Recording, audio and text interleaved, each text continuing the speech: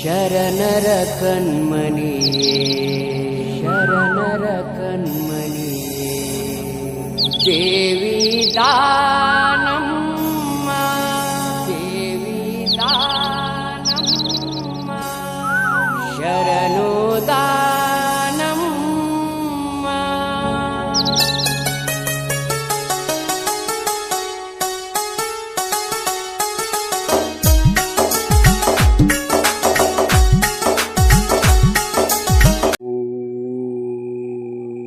त्रिकालपूजिते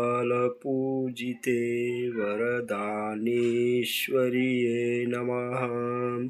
गुड्डापुರದ ದಾನಮ್ಮ ದೇವಿ ದಾನಮ್ಮ ಗುಡ್ಡಾಪುರದ ನಮ್ಮಮ್ಮ ನಿತ್ಯ 3 ಹೊತ್ತು 3 ರೂಪಗಳಲ್ಲಿ ಪೂಜೆ ನಿನಗೆ ಅರ್ಪಿತ ಶ್ರೀ ವರದಾನೇಶ್ವರಿಯೇ ನಮಃ। ಬೆಳಗ್ಗೆ ಹೊತ್ತು ಬಾಲಕಿ ರೂಪದಲ್ಲಿ ನಿನ್ನಯ ಪೂಜೆ ಶ್ರೀ ದಾನೇಶ್ವರಿಯೇ ನಮಃ। ವೇಳೆ ಮಧ್ಯಾಹ್ನದಿ ತರುಣಿಯ ರೂಪವನ್ನು ತೋರುತ್ತ ಬಂದ ಭಕ್ತರಿಗೆ ದರ್ಶನ ತೋರುವಂತ ತಾಯೇ ಶ್ರೀ ದಾನೇಶ್ವರಿಯೇ ನಮಃ। ಸಂಜೆಯ ವೇಳೆಯಲ್ಲಿ ಹಣ್ಣಾದ ಮುಪ್ಪಾನ ತಾಯಿ ರೂಪವನ್ನು ತೋರುತ್ತ ಬಂದ ಭಕ್ತರಿಗೆ ದರ್ಶನ ತೋರುವಂತ ತಾಯೇ ಶ್ರೀ ದಾನೇಶ್ವರಿಯೇ ನಮಃ।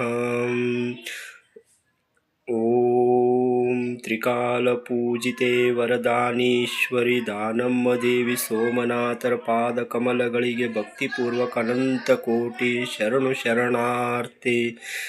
ಶರಣಾರ್ಥಿಗಳನ್ನು ಮಾಡುತ್ತಾ ಇವತ್ತಿನ ಸುಂದರವಾದ ಸಂದೇಶದ ವಿಡಿಯೋವನ್ನು ನಿಮ್ಮ ಮುಂದೆ ತೆಗೆದುಕೊಂಡು ಬರುವುದಕ್ಕಿಂತ ಮುಂಚಿತವಾಗಿ ಸಮಸ್ತ ಕರ್ನಾಟಕ ಜನತೆಗೆ ನಿಮ್ಮ ಮನೆ ಮಗ ಲಕ್ಷ್ಮೀಕಾಂತ್ ಮಾಡುವ ನಮಸ್ಕಾರಗಳು। ಇವತ್ತು ಅಂದರೆ ಶ್ರಾವಣ ಮಾಸದಲ್ಲಿ 2ನೇ ವರ್ಷದ ದಾನಮ್ಮ ದೇವಿಯ ವ್ರತ ಪೂಜೆಯನ್ನು ಪ್ರಾರಂಭಿಸಿ ಡಿಸೆಂಬರ್ 11ರಂದು 21 ಗುರುವಾರದ ಸಮಾಪ್ತಿಯ ಅಂಗವಾಗಿ ಜನತೆಯ ಮುಂದೆ ವರದಾನೇಶ್ವರ ವ್ರತ ಪೂಜೆಯ ಮಹಾತ್ಮೆಯನ್ನು ತಿಳಿಸಲು ನಿಮ್ಮ ಮುಂದೆ ಬರುತ್ತಿದ್ದೇನೆ। ಗುಡ್ಡಾಪುರ ದಾನಮ್ಮ ದೇವಿಯ 21 ಗುರುವಾರಗಳ ಪೂಜೆಯ ಮಹತ್ವ, ಪೂಜೆಯ ಅನುಭವವನ್ನು ನಿಮ್ಮ ಮುಂದೆ ಹಂಚಿಕೊಳ್ಳಲು ಬರುತ್ತಿದ್ದೇನೆ।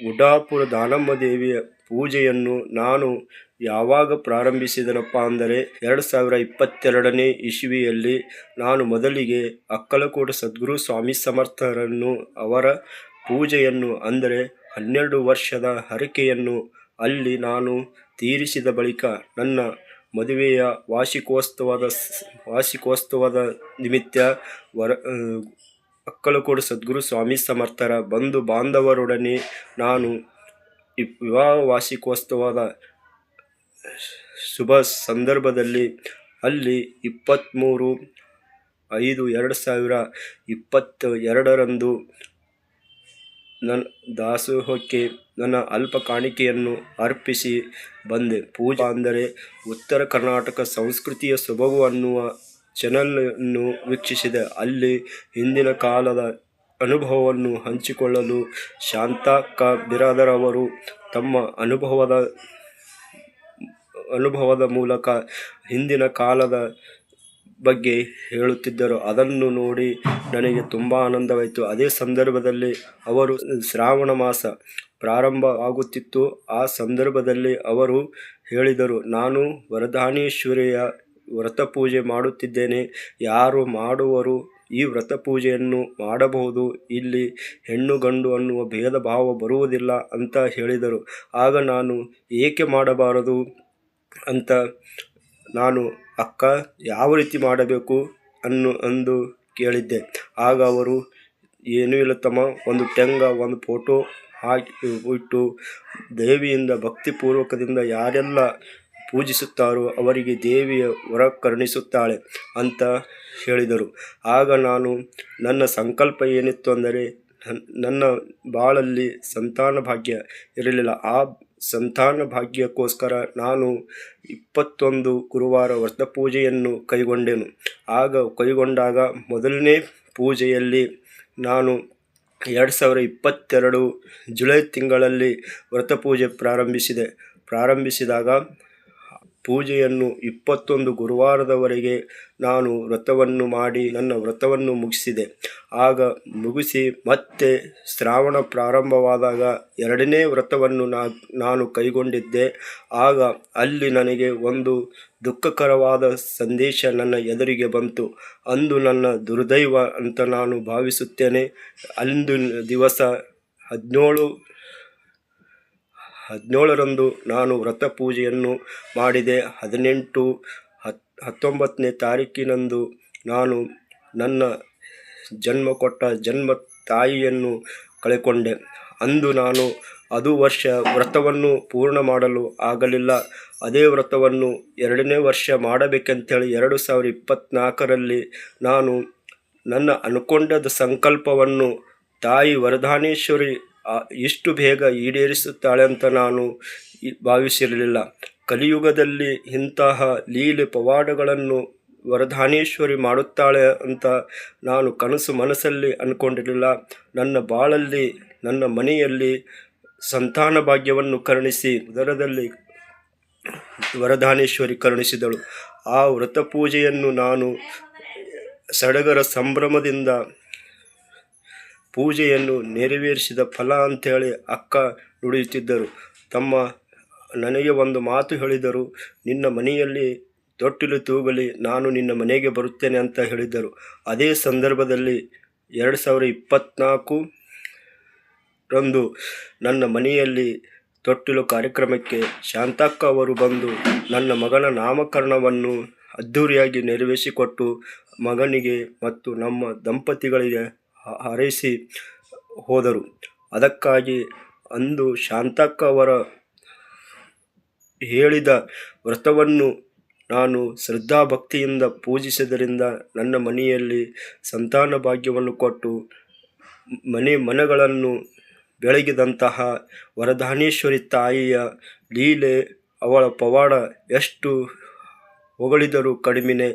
ಕಲಿಯುಗದಲ್ಲೂ ಇಂಥ ಲೀಲೆಗಳು ಮಾಡಲು ತಾಯಿ ಭಕ್ತರೊಂದಿಗೆ ಇದ್ದಾಳೆ ಅಲ್ಲ ಅಂತ ನನಗೆ ಅತೀವ ಆನಂದವಾಯಿತು. ಆನಂದಕ್ಕೆ ಮಿತಿನೇ ಇಲ್ಲ.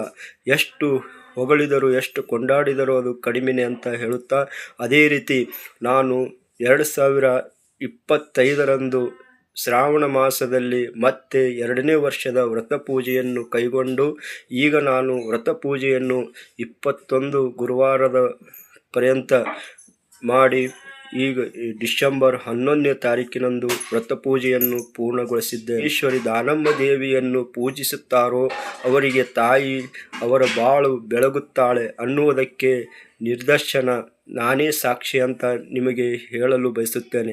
23ರ ಮಹತ್ವವನ್ನು ನಾನು ನಿಮಗೆ ತಿಳಿಸುತ್ತೇನೆ. 23 ಅಂದರೆ 23 ಮತ್ತು 13 ಮತ್ತು 11ರ ಮಹತ್ವವನ್ನು ನಿಮಗೆ ನಾನು ತಿಳಿಸಿ ನನ್ನ ಕಾರ್ಯಕ್ರಮಕ್ಕೆ ವಿರಾಮ ಕೊಡುತ್ತೇನೆ. 23 ಅಂದರೆ ನಾನು ಮದುವೆಯಾದ ತಾರೀಕು. ಅದೇ ರೀತಿ ಡಿಸೆಂಬರ್ 23ರಂದು ನನಗೆ ಸಂತಾನ ಭಾಗ್ಯದ ಸಿಹಿ ಸುದ್ದಿ ತಿಳಿದ ದಿವಸ.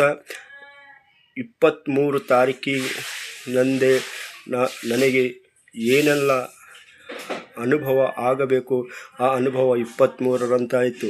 ಈ 23ರ ತಾರೀಕಿನಂದು ನಾನು ಸರಳ ವಾಸ್ತುವಿನಲ್ಲೂ ಅನೇಕ ಸಾರ್ತಿ ಅವರು ಹೇಳಿದ ಪೂಜೆ ಪುನಸ್ಕಾರಗಳನ್ನು ಮಾಡಿದೆ ಮತ್ತು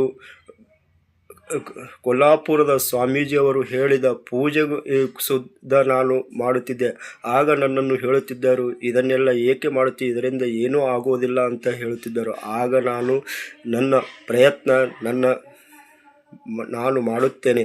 ಯಾವುದೇ ಕೆಲಸ ನಾನು ಪ್ರಾರಂಭಿಸಿದರೆ ಆ ಕೆಲಸ ಆಗುವವರೆಗೆ ನಾನು ಬಿಡುತ್ತಿರಲಿಲ್ಲ. ಅದನ್ನು ಕಂಪ್ಲೀಟ್ ಆದ ಮೇಲೆ ಮತ್ತೆ ಯಾರೇನು ಹೇಳ್ತಾರೆ ಅವರು ಹೇಳಿದ್ದನ್ನು ನಾನು ಪಾಲನೆ ಮಾಡುತ್ತಿದ್ದೆ.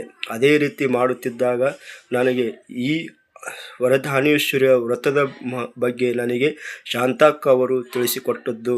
ಅವರು ನನ್ನ ಹೀಗೆ ಬೆಳಕಾದರು ಅಂತ ನಾನು ಹೇಳುತ್ತಾ, ಶಾಂತಕ್ಕ ಅವರು ಈಗ ನಮ್ಮನ್ನೆಲ್ಲ ಆಗಲಿ ಅವರು ಪರಲೋಕಕ್ಕೆ ಅಂದರೆ ಶಿವನಲ್ಲಿ ಲೀನವಾಗಿದ್ದಾರೆ. ಅದಕ್ಕೆ ಅವರಿಗೆ ನನ್ನ ವತಿಯಿಂದ, ಸಂಸ್ಕಾರದ ಬೆಳಕು ವತಿಯಿಂದ ಅವರಿಗೆ ಕೋಟಿ ಕೋಟಿ ನಮನಗಳನ್ನು ಅರ್ಪಿಸುತ್ತೇನೆ. ಅದೇ ರೀತಿ 13ನೇ ತಾರೀಕಿನ ಮಹತ್ವ ಕೂಡ ಇದೆ. 13ನೇ ತಾರೀಕು ನಾನು ಅಂದು 13/7/2016 ನನ್ನ ತಂದೆಯನ್ನು ನಾನು ಕಳೆದುಕೊಂಡಿದ್ದೆ. ಅದೇ ತಾರೀಕು ಅಂದರೆ 13ನೇ ತಾರೀಕಿನ ದಿವಸವೇ ನನ್ನ ಮಗ ಜನಿಸಿದ್ದು. ನನಗೆ ಬಾಳಲ್ಲಿ ಮಗುವಾಗಿ ನನಗೆ ತಂದೆಯನ್ನು ಸ್ಥಾನವನ್ನು ನೀಡಿದಂತಹ ಸಾತ್ವಿಕನ್ನು ಪುತ್ರನನ್ನು ವರದಾನೇಶ್ವರಿಯ ಕೃಪಾ ಆಶೀರ್ವಾದದಿಂದ ಅವನನ್ನು ಪಡೆದುಕೊಂಡೆನು. ಇದು ನಾನು ವರದಾನೇಶ್ವರಿಯ ವ್ರತದ ಮಹಿಮೆ ನಿಮಗೆ ಏಕೆ ತಿಳಿಸುತ್ತಿದ್ದೇನೆಂದರೆ, ಯಾರೆಲ್ಲ ಮದುವೆಯಾಗಿಲ್ಲ, ಯಾರಿಗೆ ಸಂತಾನ ಭಾಗ್ಯವಿಲ್ಲ, ಯಾರಿಗೆ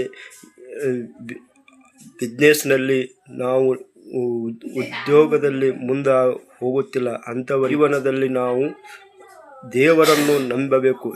ಆ ದೇವಿಯ ಭಕ್ತಿಗೆ ನಾವು ಕೃಪಾಶೀರ್ವಾದ ಪಡೆಯೋಣ ಅಂತ ಹೇಳುತ್ತಾ, ಇವತ್ತಿನ ದಿವಸ ಅಂದರೆ ಇನ್ನೊಂದು ವಿಷಯ ನಿಮಗೆ ಹೇಳಲು ಬಯಸುತ್ತೇನೆ. 11ನೇ ತಾರೀಕು ಅಂದರೆ ನಾನು 11ನೇ ಪೂಜೆಯನ್ನು ಮಾಡಬೇಕಾದರೆ ಅಂದು ವಿಜಯದಶಮಿ 11ನೇ ಪೂಜೆ ಇತ್ತು. ಅದೇ ರೀತಿ ನನ್ನ ಪೂಜೆಯ ಸಮಾಪ್ತಿ ದಿನವು 11/12/2025 ನನ್ನ ಪೂಜೆಯ ಸಮಾಪ್ತಿ. ಈ ಶುಭ ಅಂಕೆಗಳ ಸಮ್ಮಿಲನದಲ್ಲಿ ಶುಭ ದಿನಗಳಂದು ನನ್ನ ಪೂಜೆಗೆ ಯಶಸ್ವಿಯನ್ನು ತಂದಂತಹ ದಿನಗಳು ಯಾವುದೇ ಇರಲಿ, ಅಂದರೆ ಗಳಿಗೆ ನಾವು ನೆನಪು ಇಡುವಂತಹ ದಿನಗಳು ಯಾವುವು ಅಂದರೆ 13, 23, 11 ಈ 3 ತಾರೀಕುಗಳು ನನ್ನ ಜೀವನದಲ್ಲಿ ನಾನು ಮರೆಯಲಾಗದಂಥ ಸುವರ್ಣ ದಿನಗಳಂತ ನಾನು ಭಾವಿಸಿ, ಅದರ ಮಹತ್ವ ನನಗೆ ಆದ ಅನುಭವ ನಿಮ್ಮ ಮುಂದೆ ಹಂಚಿಕೊಳ್ಳಲು ನನಗೆ ಅವಕಾಶ ಮಾಡಿಕೊಟ್ಟಿದ್ದಕ್ಕಾಗಿ ಮಂಗಳ ಕೋರುವುದಕ್ಕಿಂತ ಮುಂಚಿತವಾಗಿ ದಾನೇಶ್ವರಿಯ ಆರತಿಯ ಹಾಡನ್ನು ಹಾಡುವಿನೊಂದಿಗೆ ನನ್ನ ಮಾತಿಗೆ ವಿರಾಮ ಕೊಡುತ್ತೇನೆ.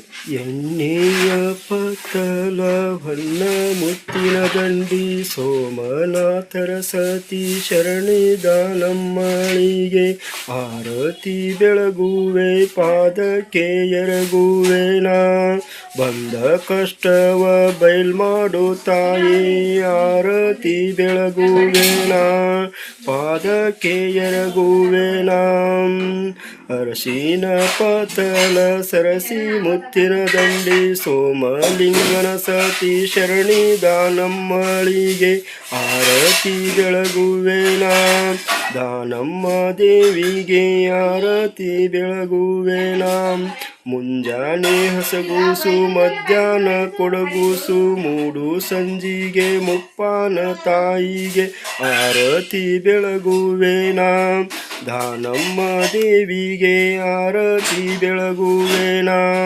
3 ಹೊತ್ತಿನ ಪೂಜೆ ಮುಡಿಯ ಮಲ್ಲಿಗೆ ದಂಡಿ ಜಪಮಣಿ ರುದ್ರಾಕ್ಷಿ ತಪಗೈದ ತಾಯಿಗೆ ಆರತಿ ಬೆಳಗುವೆನಾ ದೇಶದ ದಿಕ್ಕವಾದ ವಾಸುಳ್ಳ ಗುಡಪುರ ಸೋಮಲಿಂಗನ ಸತಿ ಶರಣಿದ ನಮ್ಮಳಿಗೆ ಆರತಿ ಬೆಳಗುವೆ ಪಾದಕ್ಕೆ ಎರಗುವೆನಾ ದಾನಮ್ಮ ದೇವಿಗೆ ಆರತಿ ಬೆಳಗುವೆನಾ. ಓಂ ಶ್ರೀ ವರದಾನೇಶ್ವರಿಯೇ ನಮೋ ನಮ. ಗುಡಾಪುರದ ತ್ರಿಕಾಲ ಪೂಜಿತೆ ವರದಾನೇಶ್ವರಿ ದಾನಮ್ಮ ದೇವಿ ಸೋಮನಾಥರ ಪಾದ ಕಮಲಗಳಿಗೆ ಭಕ್ತಿಪೂರ್ವಕ ಅನಂತ ಕೋಟಿ ಶರಣಾರ್ಥಿಗಳನ್ನು ಮಾಡುತ್ತಾ ಇವತ್ತಿನ ಸುಂದರವಾದ ಸಂದೇಶವನ್ನು ಇಲ್ಲಿಗೆ ವಿರಾಮ ಕೊಡುತ್ತೇನೆ. ಶರಣಾರ್ಥಿಗಳೊಂದಿಗೆ ಧನ್ಯವಾದಗಳು ಅರ್ಪಿಸುತ್ತೇನೆ.